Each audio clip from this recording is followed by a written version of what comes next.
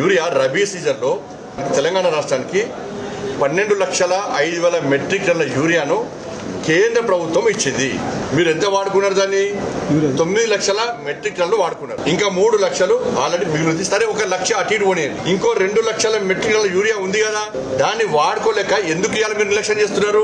ఎందుకు black market తరలింది? మేము ఇండోలు అంటున్నామో బీజేపీలు ఇవన్నీ తప్పుకొని మోడీ తిడతారు, కేంద్ర ప్రభుత్వాన్ని మోడీ అని తిడతారు. మీకు ప్రణాళిక లేదు, ఒక పద్ధతి లేదు. నిన్న ఏమైంది? నిన్న మిర్యాలగూడలా లారీ లోడ్ పట్టుకున్నారు. యూరియా రైతుల పొలాలను పోతలేదు, రైతుల పొలాలకు యూరియా పోతలేదు. బ్లాక్ మార్కెట్లకు ఎమ్మెల్యేల గనిమేలు బ్లాక్ మార్కెట్ లోడ్ తరలిస్తున్నారు. మరి దీని మీద రాష్ట్ర ప్రభుత్వం సమాధానం చెప్పాలి. నిన్న మిర్యాలలో కూడా జరిగిన సంఘటన మీద ఫస్ట్ సమాధానం చెప్పండి. ఇట్లా దొరికింది ఒకటి.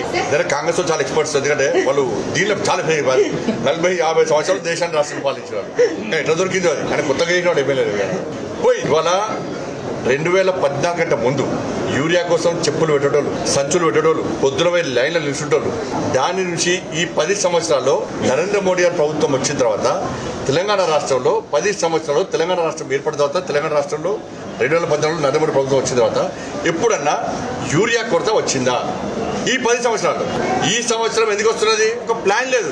రబీ సీజన్లో వాళ్ళు వాడుకున్నటువంటి యూరియాకు లెక్కపత్రం లేదు.